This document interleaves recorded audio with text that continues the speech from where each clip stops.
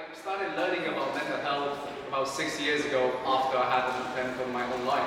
It was not something I ever heard of. I come from a background where I grew up in foster care, had undiagnosed ADHD for the majority of my life. I was extremely poor, so I guess mental health is not something I ever heard of, or even what's good food.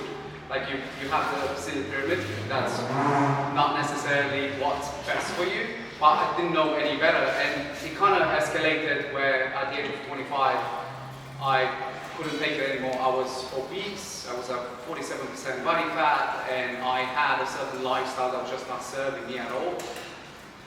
I survived, obviously, I'm talking here with you all. So, yeah, that's it.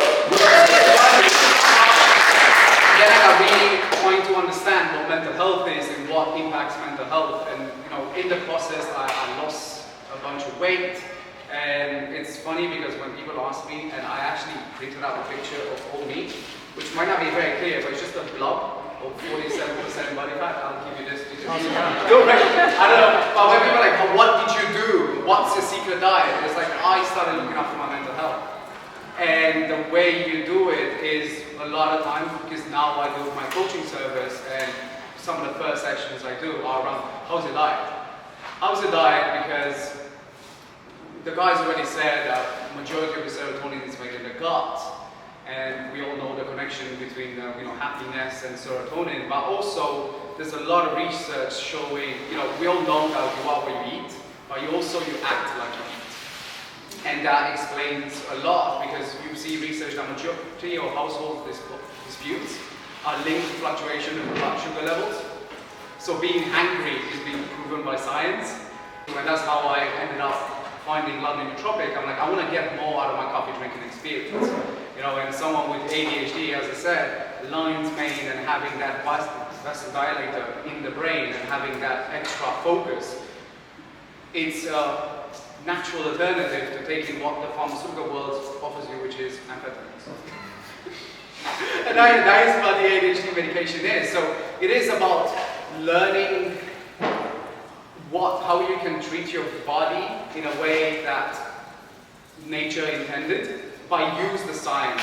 The reason why these guys are so successful with fermented food is that if you look at cultures around the world, pun intended, everyone has a type of fermented food in their culture for thousands of years. So then you have to look at why is this? Because trends come and go, but if things are sticking around, there's a reason behind it. And now you know that your microbiome is a quintessential part of your hormone production, your neurotransmitter production, and everything else. So really making sure that you look after what you eat and your mental health, those are not two separate things. They are combined, and I guess this is what a place like this does.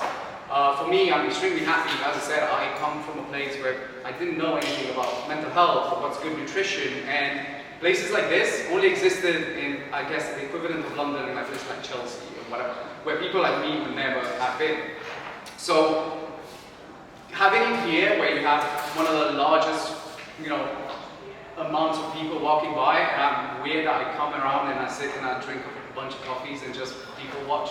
I'm strange like that. But one of the things I love the most is not that people get a chance to try the coffee, is they come and get educated. Everyone's like, what is nootropics? I'm like, and it's enough to just plant the seed for you to go home and Google some shit. And I guess this is where my social media kind of persona, because there was a part of me that I wanted to train as a therapist, and I realized that I can be in a room with people like this, and we can all agree on a bunch of stuff, but I'm not actually helping the people that need the most. And for someone that barely finished high school because of circumstances, and I talked with professionals and they seemed condescending, and I was like, I didn't listen. So my goal is to bridge the day-to-day person that needs to be introduced to self-care, to nootropics, to adaptogen, to the idea of introducing fermented food. It's not funky food, it's actually really good for you, but it's in a way using analogies and without, I guess I can't really phrase it even better, dumbing it down or simplifying that your cleaner and a healthcare professional can both agree and they both understand what we're talking about. Because a lot of times, one of the things it happens in the well-being circles, it becomes almost tribal, or like we have this information and we talk about it and we have this certain lingo, and I think if this is the place where everyone here is making sure that we educate.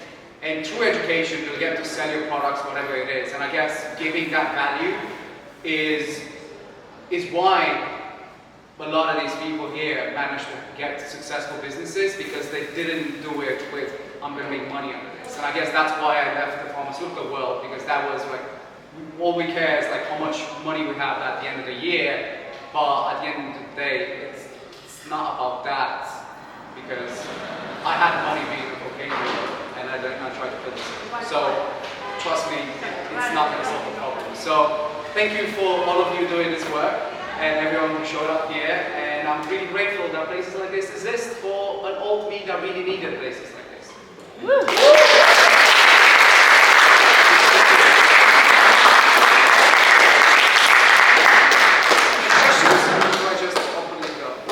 What's a professional best friend?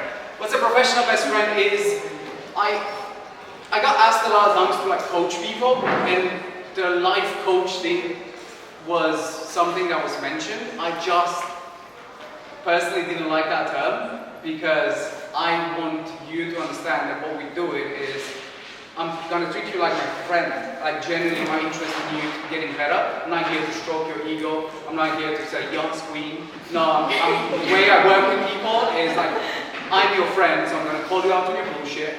And what is professional? You have to pay me, so you don't have to worry about my feelings. Simple. That is very similar to that. It's a more personalized version where I'm a bit of a therapist, a bit of a nutritionist, a bit of hype man, and make sure I keep you accountable. But I'm not superior to you in any way. Nice.